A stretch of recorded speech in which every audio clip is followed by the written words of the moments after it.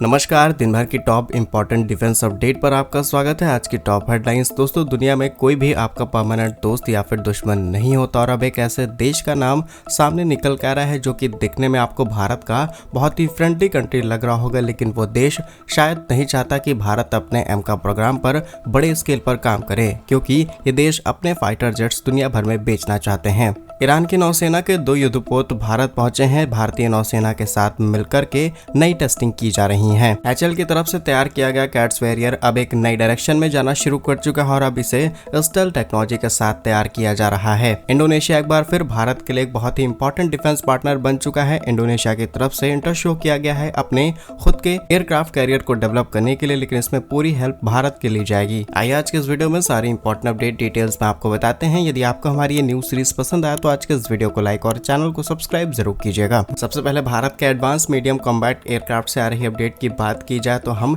इस बात की पुष्टि नहीं करते, लेकिन IDRW की रिपोर्ट के मुताबिक इस बात का खुलासा किया गया है कि जो भारत की GTRE, जिसे हम गैस टर्बाइन रिसर्च एस्टेब्लिशमेंट कहते हैं, ये DRDO के अंडर आने वाली एक बॉडी है जो कि इंजन डेवलपमेंट और डिफेंस सेक्टर के लिए बहुत इंपॉर्टेंट काम करती है। और इनके ही एक पूर्व अधिकारी के साथ बातचीत की गई तब पता चला कि भारत के एमका प्रोग्राम के लिए हम जिस 110 किलो न्यूटन वाले इंजन के लिए फ्रांस के साथ बातचीत कर रहे हैं, इसमें बात शायद फाइनल स्टेज तक ना पहुंच पाए। इसके अलावा TOT, जिसे हम ट्रांसफर ऑफ टेक्नोलॉजी कहते हैं, इसको लेकर के भी इस डील पर संदेह पैदा हो रहे हैं, क्योंकि सिर्फ टेक्नोलॉजी शेयर करने से भारत नेक्स्ट जनरेशन पर काम नहीं कर पाएगा और भारत को सेम जनरेशन पर अपने एयरक्राफ्ट तैयार करने होंगे। इसके अलावा टेक्नोलॉजी शेयरिंग में भी बहुत ज्यादा प्रॉब्लम फेस करनी पड़ रही है। ओवरऑल कहा जाए तो जो नखरे कुछ समय पहले अमेरिका ने दिखाए हैं F414 इंजन को लेकर के, सेम वही तरीका अब फ्रांस ने अपनाना शुरू कर दिया है। हालांकि अमेरिका ने ऑफिशियली आकर के इस बात को एडमिट किया कि वो भारत के साथ हुई $1 अरब की डील को $1.5 अरब में करना चाहते हैं, लेकिन फ्रांस को लेकर के अभी इस बात का ऑफिशियली कोई कंफर्मेशन नहीं आई है। लेकिन अगर हम आपको कुछ सिग्निफिकेंट एग्जांपल्स देंगे तो आपको खुद इस बात का अंदाजा लग जाएगा। सबसे पहले साल 2010 की शुरुआत में कावेरी इंजन की डेवलपमेंट को लेकर के फ्रांस के साथ बातचीत की जाती है, जहां पर फ्रांस के M88 और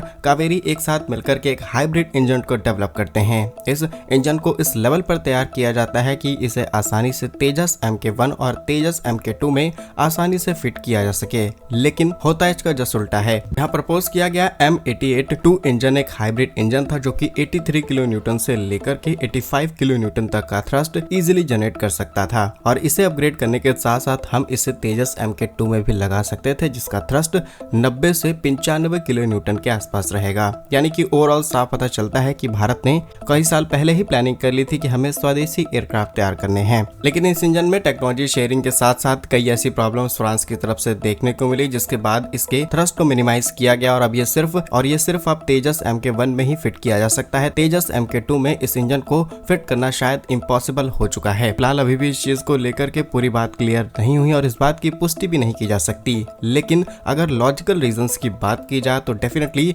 फ्रांस, जो कि अमेरिका, रूस जैसे देशों के साथ रेस में जुट चुका है, क्योंकि अमेरिका का F-35 fighter jet that is also 5th generation fighter jet and Russia के सुखोई 57 की बात की जाए F-75 की, ये भी नेक्स्ट जनरेशन फाइटर जेट है। और इसी रेस को ध्यान में रखते हुए फ्रांस की तरफ से 5th generation fighter jet Rafale F5 को तैयार किया गया। ये इसे सुपर राफेल का नाम दिया गया है और ये भी US के F-35 के कंपटीशन में उतारा गया। अब फ्रांस तो शांत नहीं बैठने वाला, जैसे कि वो अपने राफेल मिडिल ईस्ट में बेचते हैं, सेंट्रल एशिया के अंदर, आसियान, हर जगह पर इनके राफेल एक्सपोर्ट किए जाते हैं, तो ये अपना 5th जनरेशन फाइटर जेट भी बेचना चाहेंगे। और दूसरा रीजन ये है कि फ्रांस काफी बड़ा डिफेंस सप्लायर है। आज मिडिल ईस्ट में इजराइल हो या फिर मिडिल ईस्ट के कई देश, सबको हथियार बेचे जाते हैं। फ्रांस से कुछ डिफेंस इक्विपमेंट सीधे अमेरिका जाते हैं, यूरोप को तो सप्लाई इनकी होती है। इसके अलावा यहाँ से कुछ डिफेंस इक्विपमेंट्स भारत भी खरीदता है। इवन भारत के टॉप 5 पार्टनर्स में भी ये शामिल हैं। तो फ्रांस पूरी कोशिश करेगा कि भारत को अपने फाइटर जेट्स बेचे जाएं, जैसा कि रशिया चाहता है, और ये कंपटीशन सीधे रशिया के साथ हो सकता है। रीजन नंबर 3 की बात की जाए तो रशिया के भी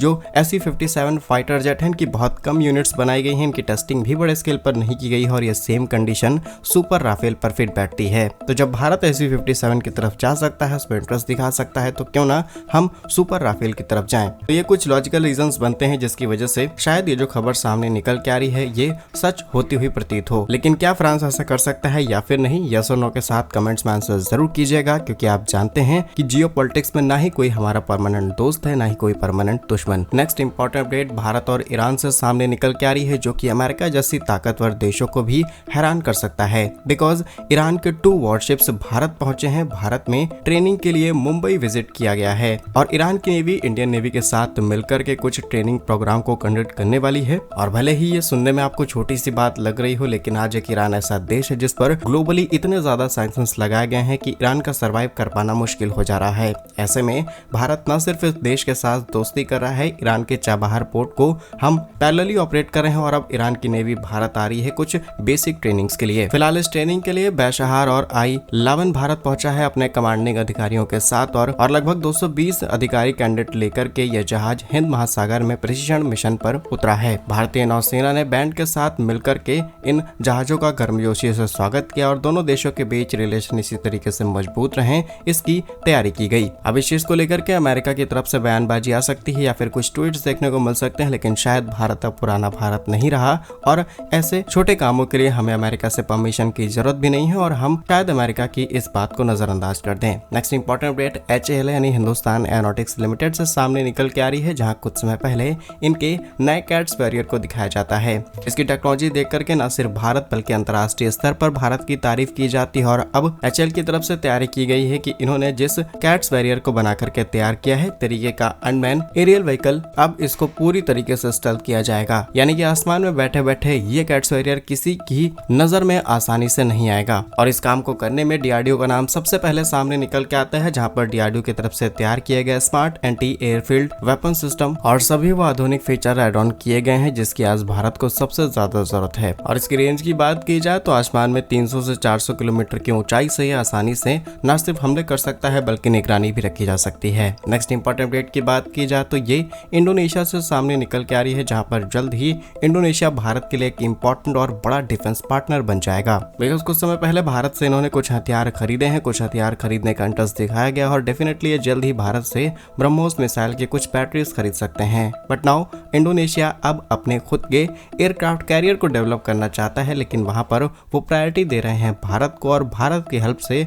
वो अपने एयरक्राफ्ट कैरियर को तैयार करेंगे। अब इसमें भारत की LNT हो गई, MDL जैसे बड़े प्लेयर्स पार्टनरशिप करके इंडोनेशिया की हेल्प कर सकते हैं, बिकॉज भारत ने सक्सेसफुली इस काम को पहले ही कंप्लीट कर लिया है। जैसा कि आप जानते होंगे कि भारत में इस्तेमाल किए जा रहे INS विक्रांत ये भारत का पहला एयरक्राफ्ट कैरियर है जिसे भारत ने खुद से तैयार किया। करीब 262 मीटर लंबा ये एयरक्राफ्ट कैरियर अपनी साइज, स्पीड और एयरक्राफ्ट कैपेसिटी के लिए जाना जाता है और इसका डिस्प्लेसमेंट करीब 43,000 टन का है। इसे बनाने में टाटा जैसी कंपनियों ने अपनी अहम भूमिका निभाई है, लेकिन इसके बावजूद भी ये पूरी तरीके से स्वदेशी नहीं है, बल्कि इसके अंदर 76 यानी 76% तक का कंपोनेंट्स भारत में लगाया गया है। बाकी चीजें हमने इंपोर्ट करके पूरी की हैं। लेकिन ये भारत के लिए बड़ी उपलब्धि है जिसको ध्यान में रखते हुए विदेशी पार्टनरशिप के तहत हम और ज्यादा इसे बढ़ाना चाहते हैं और दूसरे देशों के लिए भारत इसे बना करके मोटी कमाई करेगा। क्या कुछ सोचते हैं आप इन सभी खबरों पर? कमेंट्स में जरूर बताइए। भारत कैसे ही वीडियोस पाने के लिए वीडियो को लाइक, चैनल को सब्सक्राइब जरूर कीजिए। वंदे मातरम, भारत माता की जय।